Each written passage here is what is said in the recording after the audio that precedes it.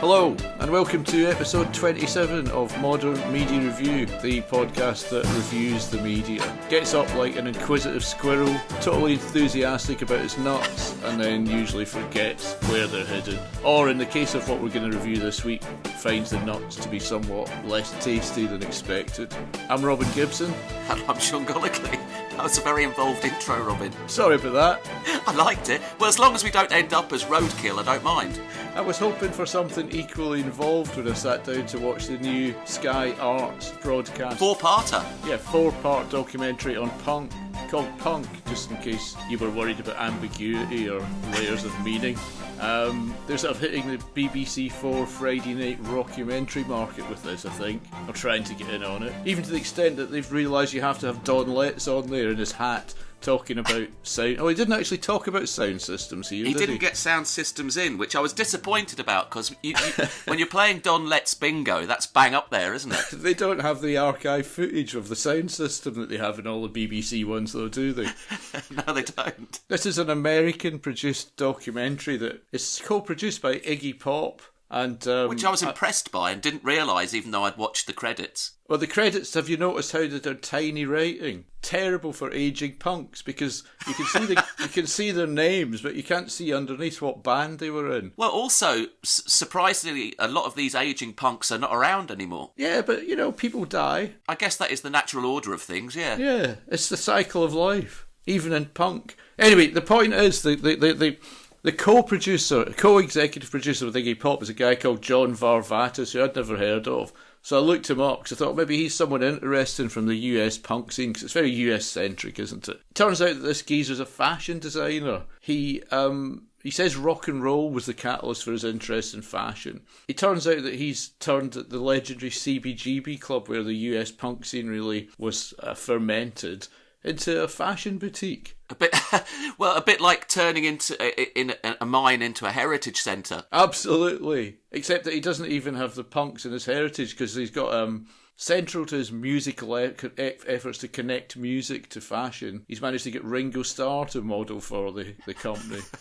Well, that's contemporary. Well, you could dress him up as an octopus, couldn't he? Well, the guy doesn't actually feature, he just obviously bankrolled it, and Iggy Pop is the kind of figure, the figure at the forefront of it, I should say, looking... Which I think was fair enough, and also what I found interesting was a bit along the lines of Britain's Got Chocolate, but they did it a lot posher. They were interviewing these guys in warehouses, on very expensive sort of sofas and all the rest of it. Chesterfields. They were sitting on Chesterfields, mate. And also with record players next to them.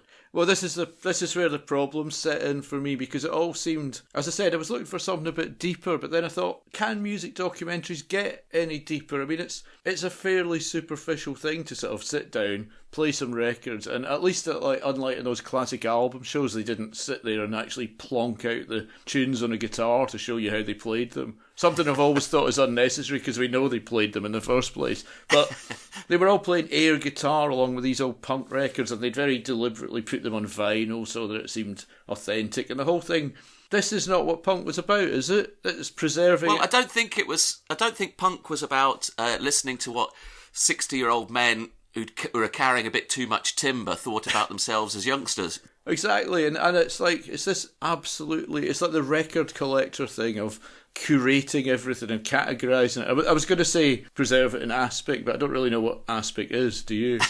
No, I don't know. It's some sort of weird shit that they used to preserve things in. It's very Victorian, but more like, with punk, it's more like a plastic bag with a zip fastener, isn't it? But that's not what it was all about. A lot of this stuff was quite funny, because seeing how they dress nowadays, I thought was quite interesting. The fellow who was wearing the sort of like heavy metal outfit, I thought was a little bit sad. Who was he? I think he'd been in Black Flag, hadn't he? The little lad who was the singer. Oh yeah, Ron Reyes, yeah. Wearing his sort of like heavy metal cut-off denim. A lot of them are still trying to dress like they did way back when. I mean, like Iggy Pop. like all of us, Robin. But that's not true. I don't wear a leather jacket with no shirt underneath. Iggy Pop, I understand this is all a facade and the guy has to get cranked up with steroids before he can even appear on stage. Well, he's all narrowed and twisted up. To be honest, even though it was pretty obvious from the get-go that it was American-centric, I found that whole starting point of punk and the influences of punk from sort of MC5, Iggy Pop and the New York Dolls really interesting. Well, that was by far the most interesting bit. The MC5, I think, deserves a documentary on its own, to be honest. Well, you know what? I mean, I had seen the clips. I've got a friend who's a big music fan, and I was telling him about the MC5 one night, and he'd never even heard them. So I took him home to my flat and played him some YouTube videos of them, and he thought they were so good, right, that he thought it was made up. He thought it was a fictitious group that someone had invented and filmed grainy, authentic-looking footage.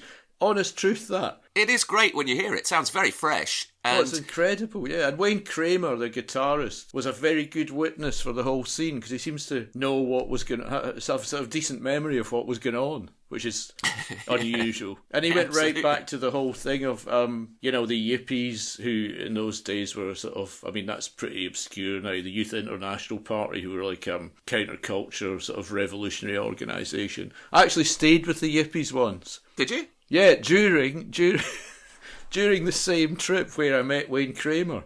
So that's quite interesting, isn't it? Because Wayne Kramer thought I was a woman. Because we were there for I don't remember what year Reagan was inaugurated, at 84 or 85. Yeah. But I went over for a counter-inaugural ball with an English anarchist punk group called the Poison Girls. And Wayne Kramer's band was also playing there. And we were all in a plane. And I had quite long hair that was dyed a sort of red colour. And he was surprised by how many women were on the trip because Poison Girls had 2 women in the band. And he started counting them up and counted me in as one of them. That's quite flattering. Yes, and then the plane nearly... We had to get this little plane, so it was a massive... bad winter, and the actual Reagan's parade was cancelled because the weather was so bad, and we were on this little plane from Baltimore to Washington, and everyone thought it was going to crash because it was rolling around so much. That would have been very rock and roll. It was, because he had a bottle of whiskey with him, and he got up, as everyone was screaming and crying, he got up and stood in the middle of the aisle and waved his bottle of whiskey around and said, "Don't panic, we're going to be all right, we're not going to crash." He was very amusing. But as a witness to the whole thing, he was great and much more interesting than almost anyone else on it, really. And particularly when he was talking about after... I mean, he still says great things like, when all those cops were beating up the kids, he still says things like, it was a bad scene. I like that. And then his bit after the MC5 where he decided to fund his new group by dealing drugs and then realised that, hey man... he wasn't really cut out for it. He said, fuck it, I'm going to do crime. Finance the band by selling drugs. And they said, I wasn't making great decisions. I'm not a killer, I'm not a gangster, I'm an artist, I'm a guitar player. I was way out of my league. Now he got 4 years in jail for it, didn't he? Well, and he was a little bit more interesting than, what's his name, Sylvain. I mean, he deserves some credit for being the only surviving member of the New York Dolls. No, wait a minute, Yes, David Johansen's alive. He always seemed a bit more business savvy than the others. However, did he not sound like a poor man's Keith Richards? He did. I mean, when he was talking about Johnny Thunders and he was talking about his charisma and his pulling power, I guess you're talking about, aren't you? And what did he say? Fish magnet. He said this cat was like a fish magnet. I thought, my God. That's not modern. Which was very sort of like, I'm in a band, 1960s circa stuff, wasn't it? I'm talking about John. I mean, I love Johnny Thunders because he's one of my favourite musicians, and I know very one-dimensional, but his dimension was good. I interviewed him once in my old life, and he had a lot of charisma, but he couldn't stand up, and he... Quite damaging to the charisma, that, isn't it? Chick-wise, especially. He could only really answer questions with one word. He still had charisma, though, but I was hoping for a bit more of him, or... It was very selective, wasn't it? There wasn't much footage, because, to be fair, there wasn't a lot of footage filmed in those days of those bands with sound. You tend to see a lot of visual film with, obviously film's visual, with the record as the soundtrack, because they weren't recording them with sound. What I understand from someone, it's probably apocryphal this, but I'm always hoping it's true, is that the CIA considered the MC5 such a threat to democracy in the West that they filmed a lot of their gigs in Technicolor, or colour at least. Superb. Yeah, but they've never come out. Where is this stuff? You're right. I mean, the American side of it was interesting. The MC5 were the most interesting. Along with, I thought, Jane County, nay Wayne County. That was absolutely superb. Who was doing shocking, genuinely really busting taboos. But did you notice that a lot of these old school boys, They seemed remarkably easy with not worrying too much about what gender to assign to Jane County, even though she's been a woman since about 1983 or something. They were calling her he all the time, as if, But I'll tell you what I was somewhat disappointed about was how English light it was, given that it's a 4-part punk series on something that was fairly intrinsic to Britain. Well, there's a subtext, wasn't there, towards the end of the first episode, because they kind of implied that the fact is, as one of the guys from Punk magazine said, a bit boring, but they had to have them on there, they couldn't get them, the Ramones and all that, couldn't get themselves arrested in New York, so they thought, come to London. To hell with it. We'll try London. That was and Malcolm McLaren was sort of involved in a sort of sleazy way that he always was involved in things with the New York Dolls. But the truth is, he nicked the Richard Hell ripped T-shirt, razor blade, safety pin look, and transported it to the Sex Pistols. Sex shop. There was an implication that it had all been nicked, and then it went to England, and then as Marky Ramone, who, good grief, they didn't even have an original Ramone on there, but they couldn't. They're all dead. But Marky Ramone, a second generation Ramone, started saying the English scene was a bit political. It wasn't about just having a good time. Which I thought was a bit rich coming after all that stuff about the MC5. Well, absolutely. And, we got very little stuff on The Clash. And apart from the Damned Terry and the Pistols, James. I don't think anyone got a... Yeah, I know, yeah. The drummer from The Clash that was so disliked by The Clash that they called him Tory Crimes on the first album credits. No, it was when the second episode came to England, didn't it? And John Lydon was the star of it. And you know what I thought? He's got the same... He's had the same shtick for years and years and years now, decades. He sort of rails against mediocrity and lies. Fair enough, he's always told the truth. He rails against McLaren. He slagged off the Ramones, and he's just annoyed by everything. And then he says something like, we changed Britain overnight, really, with that record. Well, I'm sorry. I mean, I was a punk. I was into the Sex Pistols, but did they change Britain overnight? No, I don't think they did. I don't think if you ask my old man, he'd say, oh, yes, I remember when the Sex Pistols changed Britain overnight with Anarchy in the UK. Everything was different the next day. Complete bollocks. Hyperbole. Well, it was interesting because on Sky Arts, directly after Punk last night, they had, I think it was on Sky Arts, might have been BBC 4, I find the two interchangeable now. Yeah. They had a documentary on the Bay City Rollers. Massive influence on the Ramones. Yeah, exactly. With, was it Saturday Night #1 hit in the US. And at that time, they had a massive #1 in the US while Punk was sort of kicking off. They changed the world overnight. They did change the world, certainly for the Ramones. I don't mean to be cynical about it, because I love the punk scene, although a lot of the music just hasn't stood up that well, has it? I mean, yes, the Sex Pistols have, and the Ramones have, but a lot of these bands have not stood the test of time with their records. Unlike disco, which everyone was kind of anti at the time. There's an interesting point that one of the guys from Punk magazine, they sort of said what I've always suspected, that they wanted to get back to the spirit of the 50s. So it really was just old rock and roll being sort of chivied up. I mean, when you were young, you thought it was new and revolutionary, but it was really like the opposite. It was the last gasp of the 50s rock and roll spirit, wasn't it? It wasn't new at all. I mean, what they did after with the hardcore scene in America and crass in England was new, even though it was pretty unpalatable and unlistenable. Did you watch the third? You watched the third episode last night. Yeah, we'll get on to that in a bit. I watched the third episode last night. We're right up to the minute here, but we need to cover the first two first. Okay, Sean, let me stop us there for a while, not just you, but us, and say, instead of the beginning or the end, let's do the plug-in in the middle. I like that. Yeah, it's a good idea, isn't it? We can say to people the usual stuff, but in the middle.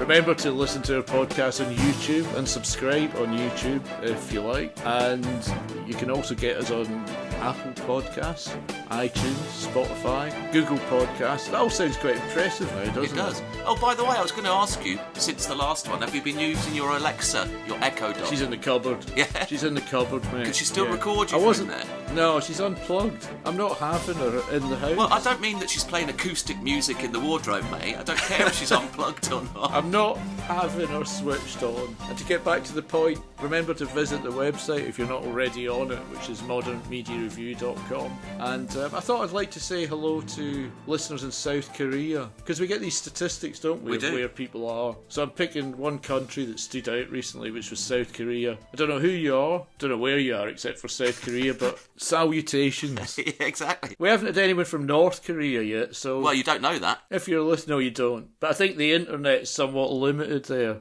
I don't think they've got full fibre. Anyway, talking of limited or somewhat limited, let's get back onto the Punk documentary review. Okay. Well, what I thought was about what Marky Ramone had been saying about, it wasn't really political in America and Britain. It was kind of got turned on its head, because when it got to the bit, when it came to the British bit, I felt it was all a bit thin, really. And yes, some bands had political lyrics like the Clash and, to an extent, the Sex Pistols. But in the end, what did it actually... biggest thing I got out of it and about the British scene was that a lot of it was just about swearing and like saying shit a lot. And like... Terry On the Bill Grundy show. Oh yeah, the Sex Pistols were on the Bill Grundy show and swore on TV at tea time. Now, Terry Chimes is going, you show that to young people today and you say, what's all the fuss about? But that's not true. You can't swear on TV at 6pm now. If you go on telly at 6pm now and say shit, bollocks and fuck, there's going to be uproar, isn't there? And they're going to have an abject apology straight after. So we're very sorry about the questionable language you just heard from our guest. So that was complete nonsense. Swearing, spitting, that was the whole English scene seemed very lightweight, really. And then they tried this sort of, again, pathetic, I thought, for this level of documentary, where they obviously thought, right, this is a very male-centred scene, despite...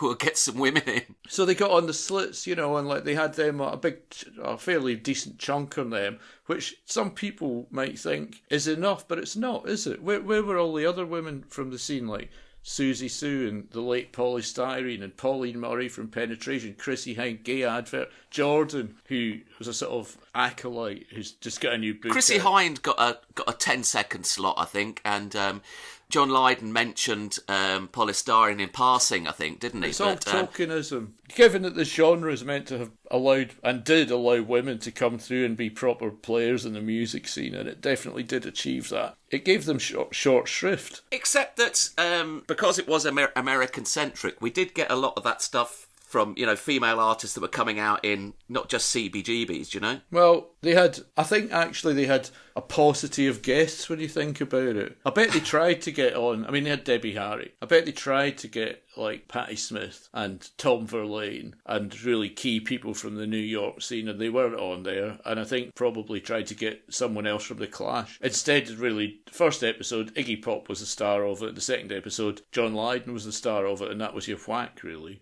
And then, disappointingly, in both the US and the UK scene ends up with the kind of pernicious influence of hard drugs, doesn't it? And that all that optimism being wiped out, which is the same as the hippie scene and many music scenes, really, isn't it? Yeah, absolutely. Wonder why that is. I always love it when someone like Iggy says, oh yeah, and then suddenly all these drugs were around. As if, like... He just walked out the door one day and there was someone selling him heroin on the pavement. Suddenly, I think that they didn't even go into the conspiracy theory about drugs, did they? About how heroin and all these sort of down-facing drugs are actually a government conspiracy to keep the rebels under control. There was an interesting thing about it because New York City was bankrupt. And, you looked at it and it looked like a bomb site, a bit like London in the 70s. And it's unsurprising that a hardcore type of music came out of all that. But it was interesting also where they were talking about the rise of heroin in New York being related to GIs coming back from Vietnam. True. With, heavy heroin problems. So that was that was an interesting part of it. Yeah, maybe they did make some good serious points I just didn't notice. Well, you were too busy waiting for the skinheads to be knocking 10 bells out of each other in the hardcore section. Well, when it got on to episode 3 last night, I just thought, I sort of had made a note after, because I do make some notes for this, Sean. I had made a note saying episodes 3 and 4 are gonna, this is what I've written, episodes 3 and 4 are gonna be crap. Henry Rollins will loom large. And that's exactly what happened, because much as I like Henry Rollins, the ex-Black Flag singer, as a performer... Do you want to hear him? He doesn't have to go on, does he? I mean, Jesus. He drones on and on and on and on, sitting on his posh sofa in his warehouse. He's such a bore, and he's got... I hate these people with an anecdote for everything. But he goes on and on and on. He knows he's a central figure. And when you look at the film of him, you saw the footage of him as a young singer with Black Flag, he was absolutely electrifying. And yes, clearly more sort of intellectually switched on than a lot of the other bands that you saw. But the music, all that music was, the early hardcore stuff in America was absolutely bloody unlistenable. I mean, it reminds me of, there's an English anarchist band from started in the early 80s or late 70s, Conflict, who made Crass sound like the Bay City Rollers. And I had this neighbour who was a massive Conflict fan, and I went, like a lot of people, I used to go and see these bands because I felt like I was sort of a member of the club in a way, but I couldn't stand Conflict's music. And I met him at Conflict gig, and I had decided to leave early, and he was standing outside with his mates. I said, "Well, I thought you'd be in there." He goes, "Oh no, I can't stand them. They're awful." But I think that goes for a lot of their fans. They felt like they subscribed to the sort of anarchist, vegetarian, militant, let's have a bit of a riot, hopefully, ethos, but they couldn't stand the band's music at all. a little bit like these people that espouse left-wing views, but wouldn't like to spend any time with anyone who's actually working class. Yeah, but no, that's not fair actually, because they did spend the time with the bands, didn't they? It's just that they didn't really like their music. I thought it was a bit sad American bit, because right at the start of it there was quite an interesting wave of punk on the West Coast with bands with females in them, and X, who were quite a good group, and a group called the Bags, who I don't know much about, but one of their members was on saying, oh, it was great, there was women in bands, people of colour, queers, it was all good. But that seemed to suddenly fizzle out, and you got all these bands who were just blokes in bother boots and audiences knocking each other's blocks off. Knocking 10 bells out of each other, yeah. While Zeke Hiling. Yeah, it makes the UK late punk scene seem quite tame, really. And there we are. Hardcore blokes, really. Well, yeah, and as I say, going back to sort of like 60s style, Not My Bag Man. Yeah, no, it's a bad scene. But again, a bit thin on the sort of analysis again, because there was a brief mention of Darby Crash from the Germs, who was a sort of interesting character, who killed himself very young and had a very outrageous kind of stage persona. He used to take drugs on stage and stuff. But someone said this classic thing that could have came straight from your dad, couldn't it? Darby was a genius and a poet, but you couldn't understand a word he was saying.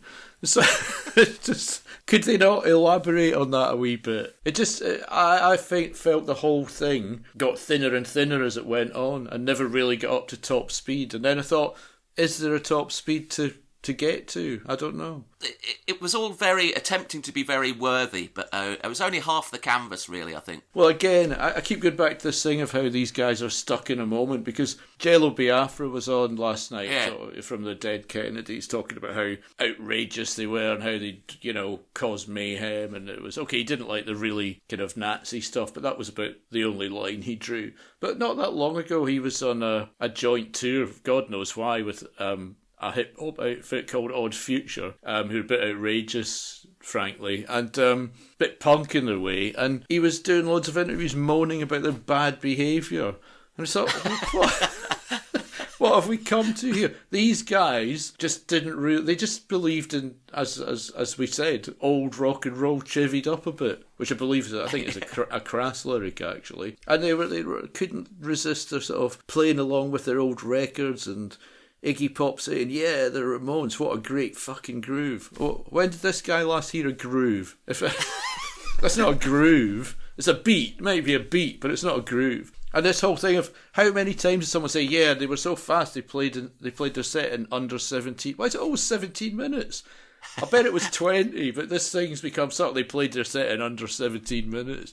Did they all time it? But yeah. So from what was, again, Robin, I think we've got to the stage now where you've got into this hopeful that it was going to be entertaining, and as usual, we've been severely disappointed. Yeah, exactly. And next week's going to be worse because the last part will just be about these terrible full punk groups like Green Day, won't it? Oh dear, awful. There's definitely a good documentary to be made about, now this is an obscure area, the post-punk, or not post, but the late punk scene in Britain of Adam and the Ants and Susie and the Banshees, who were very taboo-busting groups with very interesting followings and who both in different ways, once they changed their style a bit, became absolutely massive. Well, I'll tell you what, let's... Massive stars with longevity. Let's put a proposal together. I think we should get Don Letts in, yeah? Henry Rollins. Yeah. We'll set it in a warehouse in London somewhere with a posh sofa. Bit like, maybe get Joe Schwash in as well. He could give something to it. You know, that woman off Heidi High to make some vox pop in. Yeah, Sue Pollard, we'll get her in. And Hal Cruttenden, brackets comedian. Because there weren't many bloody gags in this, were there? No, it was gag thin. You're right, it's very, very like Britain's favourite chocolate bar, except its making out is more profound. But it's not, really. No, it's not. With apologies to the MC5, the Sex Pistols and the Ramones. I think that's fair enough, Robin. Yeah, I think that's it for punk. I do. Punk is dead, although John Lydon said it wasn't. There we are, we learned something today, as they say in South Park. And we'd like to say thanks for listening to this. Sorry about the slight gap since last time, but it is the summer holidays. And we'll be back soon talking about something much more contemporary, won't we, Sean? Than punk, yes, definitely. Absolutely. But we'll let you know what that is when we've done it. It'll be soon. But it'll be soon. Okay, cheers for listening. Thanks very much and good night. Dinner is ready.